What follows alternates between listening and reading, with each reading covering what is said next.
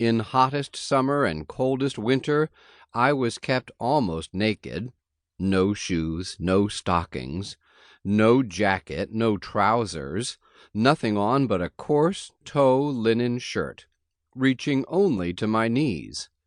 I had no bed.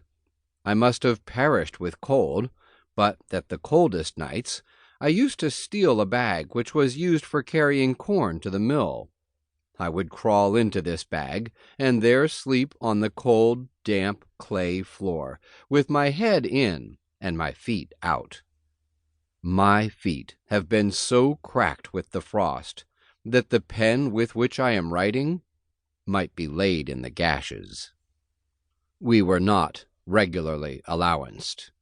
Our food was coarse cornmeal boiled. This was called mush.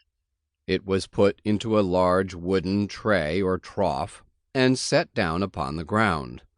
The children were then called like so many pigs, and like so many pigs they would come and devour the mush, some with oyster shells, others with pieces of shingle, some with naked hands, and none with spoons. He that ate fastest got most.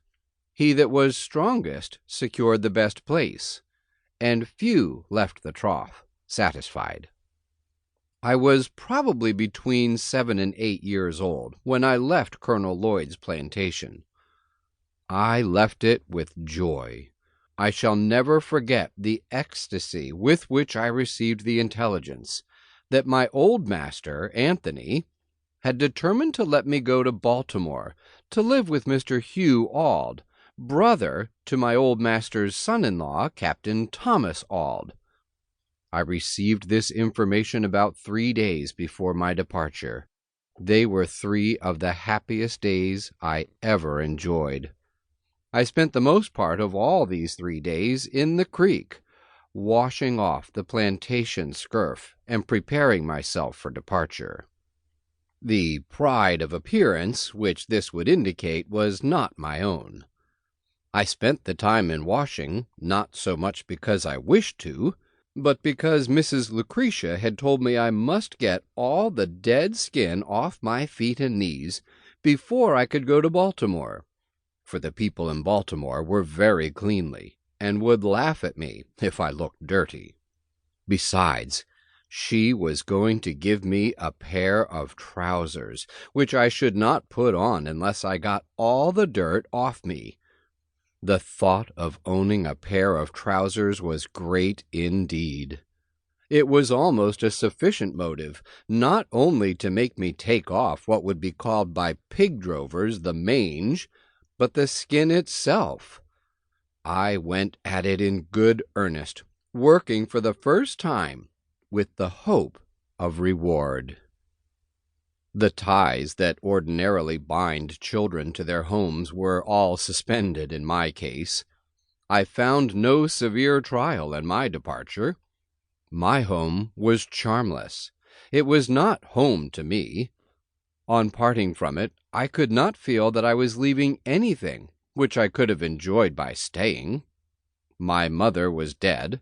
My grandmother lived far off, so that I seldom saw her.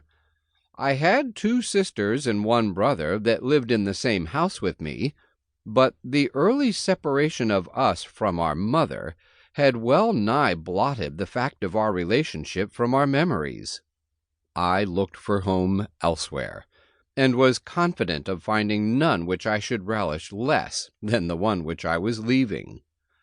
If, however, I found in my new home hardship, hunger, whipping, and nakedness, I had the consolation that I should not have escaped any one of them by staying. Having already had more than a taste of them in the house of my old master, and having endured them there, I very naturally inferred my ability to endure them elsewhere, and especially at Baltimore, for I had something of the feeling about Baltimore that is expressed in the proverb that being hanged in England is preferable to dying a natural death in Ireland. I had the strongest desire to see Baltimore.